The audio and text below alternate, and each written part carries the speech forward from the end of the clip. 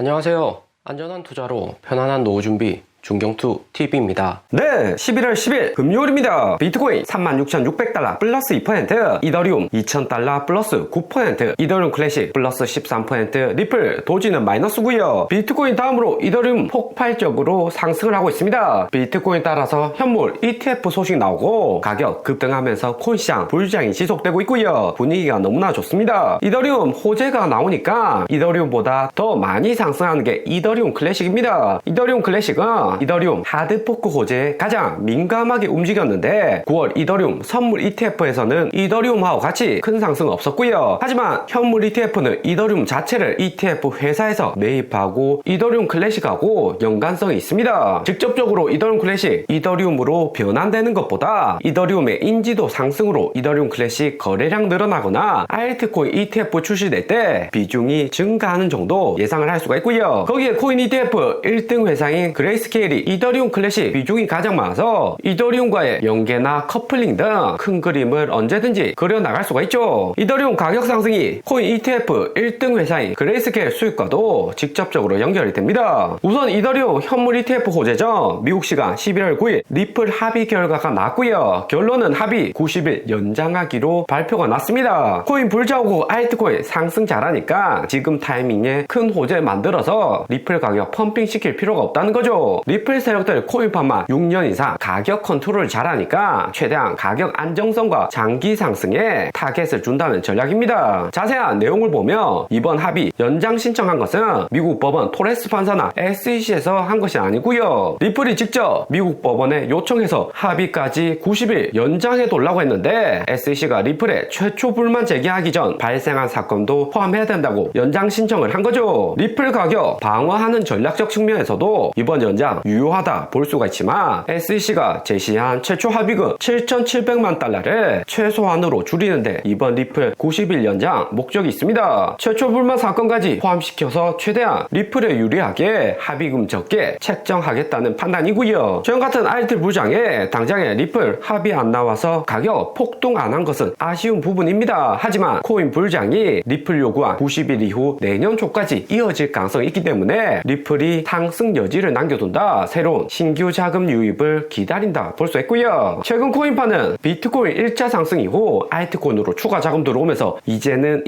이더리움 클래식 상승하는 알트 순환장이 나오고 있습니다. 리플은 솔라나하고 비슷하게 비트코인 상승하고 커플링 돼서 오르는 경우가 많았고요. 이더리움 세력보다는 리플이 시가총액도 작고 파워는 약하다 볼 수 있습니다. 이더리움 상승할 때 리플이 아무리 호재를 만들어봐야 상승폭도 좋고 이더리움보다 주목받기는 쉽지가 않고요. 때문에 내년 초로 리플사가 호재를 넘긴다 생각이 되고요. 그러면서 리플 가격이 올랐다가 급격히 가격 내리는 움직임보다는 장기적으로 리플 우상향하면서 이후 폭발적으로 상승할 수 있는 기반이 만들어지는 거죠. 그러면서 이번 이더리움 가격 급등시킨 호재는 블랙락에서 비트코인 현물 ETF에 이어서 이더리움 현물 ETF도 준비한다는 자료가 공개가 된 데 시작이 되었습니다. 미국 델라웨어주의 비트코인 ETF와 비슷한 형식으로 블랙락에서 이더리움 현물 ETF도 신청해둔 자료이고요. 날짜가 2023년 11월 9일 하루 전이고 ETF 신청 이름이 알시어스 이더리움 트러스트로 이더리움 현물 ETF죠. 그리고 가장 중요한 주소가 블랙락 어드바이저로 이더리움 현물 ETF를 블랙락에서 신청했다는 것을 알 수가 있습니다. 바네크, 그레이스케일 등 다수의 ETF 회사들이 블랙락 전에 이더리움 현물 신청은 했었지만 업계 1등이 블랙락에 신청했다는데 차이가 있는 거고요. 바네크나 그레이스케일 작은 회사는 아니지만 글로벌 1등 ETF 회사 블랙락하고는 차이가 있는 거고 미국 백악관 바이든 경제방송 움직이는 경제팀도 블랙락 인사들이 핵심입니다. 미국 대통령 정권 바뀔 때마다 JP모건, 골드만삭스, 블랙락 등 금융 경제 세력들도 물갈이가 되는데 바이든 정부 아래서는 블랙록이 영향력이 큰 거고요. 블랙락에서 이더리움 현물 ETF 출시된다는 소식에 이더리움 가격은 플러스 10% 급등을 했습니다. 이더리움이 올해 4월 2100달러 간신히 도달하고 비트코인보다는 전보다는 탄력이 약한 모습을 계속 보여주었고요. 이더리움 선물 ETF 출시되었지만 여기 오히려 가격 하락하면서 효과는 미미했습니다. 기관들 거래도 상당히 적었죠. 하지만 현물 ETF 출시된다는 소식에 반등 좋고 여기 검은색 2100달러 저항라인도 돌파 직전입니다. 비트코인은 이미 6월 고점 뚫고 상승했지만 이더리움은 뒤늦게 상승을 하고 있고요. 이더리움 현물 ETF는 큰 호재이긴 하지만 비트코인보다는 상승이 제한적일 것이다. 무엇보다 비트코인 현물 ETF 승인도 안 된 시점에서 이더리움 현물 ETF도 나오는 것은 시장 유동성 가져가려는 전략일 듯 보이고요. 비트코인 오르면 이더리움 상승은 당연히 하지만 비트코인만큼 이더리움 수익률이 연중 고금리 시기 쉽지 않을 듯 보입니다. 대신에 비트코인보다는 수익률이 적다는 거지 자바이트보다 못 상승한다는 말은 아니죠. 그리고 이더리움 호재 터지면서 이더리움보다 더 많이 상승하는 코인은 이더리움 클래식이고요. 그레이스케일 보유 코인 중에서 이더리움 클래식 핵심 매물대까지 못 상승하고 주춤한 모습 3주차까지 나왔었는데 이번 4주째 양봉 만들면서 긴 장대 양봉으로 쭉 상승하는 모습입니다. 7일 전 전체 알트코인 상승해도 이더리움 클래식 제대로 못 움직일 때 아직까지 못 오른 코인이라면서 중형투 영상이나 초보 VIP 공지로 이더리움 클래식 이야기를 들었습니다. 초보 VIP 공지로 더욱 자세하게 이더리움 클래식 매수 가격 공지 드렸는데 23,000원 부근에서 매수해라 조금 비싸게 사도 된다고 공지를 드렸고요. 목표 가격 27,000달러 쉽게 도달을 했죠. 중경투 메인에 계속해서 올려두는 비트코인 평단을 봐도 중경투 초보 VIP 가격들 모두 다 수익권이고 수익률도 많이 다 했다 볼 수 있습니다. 올해 초부터 비트코인 평당 24,000달러 26,000달러 계속해서 유지 중이고 8월 9월 영상 찾아보시면 비트코인 30,000달러에서 26,000달러 하락할 때도 계속해서 팔지 말고 모아가라 이야기를 들었죠. 비트코인 포함해서 이더리움 클래식 추가 수익 축하드립니다. 알트코인 불장 돌면 중경투 알트 수익 잘 낸다는 거 잘 아시죠? 구독 옆에 멤버십 가입하시고요. 그리고 최근처럼 쉽게 수익 나는 알트 불장에서 시원시원하게 수익이 안 나오고 뭘 사야 될지 아직도 모르시겠다 하시는 분들은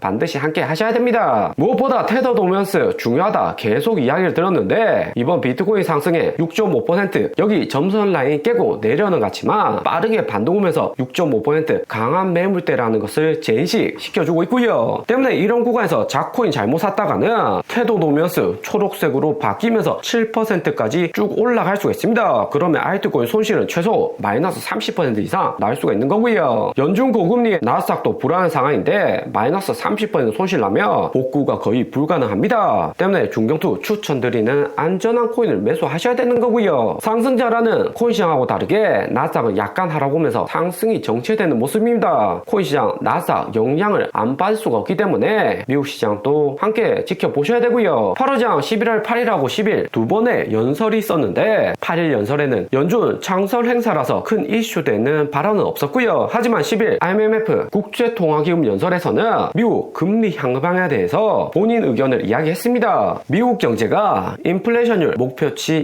2% 계속해서 나아가고 있는지 아직까지 확신할 수 없는 상황이다. 금리 언제 인하할지도 자신이 없다 이야기를 했고요. 11월 1일 FOMC에서 완화적인 발언을 했다가 갑자기 말 바꾸기 나온 거죠. 8월장 태도 돌변에 빅테크 상승 멈추고 금리 인하만 기다리는 테슬라 마이너스 6% 하락을 했습니다. 8월장 11월 초 금리 빠르게 인하할 것처럼 이야기하다가 다시 금리 인하 타이밍 뜸들이기 났고요. 2021년 8월 금리 인상 타이밍에서도 8월장 이런 적이 있었습니다. 2021년 4월 테이퍼링으로 시장에 유동성 줄이겠다 발언하면서 5월 코인 대폭락의 시발점이 되었었고요. 하지만 8월 오미크론 바이러스 터지니까 불확실성에 FOMC 3번 연속 금리 인상 없었고 이후 저금리 유지할 수 있다는 뉘앙스에 코인은 8월 재급등을 했었죠. 하지만 이번엔 반대로 11월 파월 의장 비둘기 발언에 코인은 상승했지만 코인 상승 질투라도 하듯이 금리 인하 타이밍 망설이는 의견을 보여준 거고요. 금리 인하 언젠가는 할 거지만 시장이 예상한 대로 안 한다는 의미가 될 수가 있습니다. 그러니까 비트코인 37,000달러까지 상승자라다가 다시 하락을 한 거고요. 이번 파월 의장 발언으로 패드워치 연중 금리 인상 사이클도 내년 5월이 25bp 금리 인하 타이밍으로 예상이 되었는데 다시 6월로 연기가 되었습니다. 11월 1일 FOMC 전후로 금리 인하 타이밍이 돌아간 거죠. 코인 시장은 유동성 폭발적으로 진입은 하고 있지만 이렇게 되면 기관 세력들은 빠르게 눈치 보고 분할 매도로 방향 바꿀 가능성이 높습니다. 이런 상황에서 자발들 잘못 샀다가는 손실이 매우 크겠죠. 오늘의 영상은 여기까지입니다. 좀 더 디테일 디테일한 투자 정보가 필요하신 분들은 커뮤니티로도 자료가 공유되니까 멤버십 가입과 구독 부탁드립니다. 감사합니다.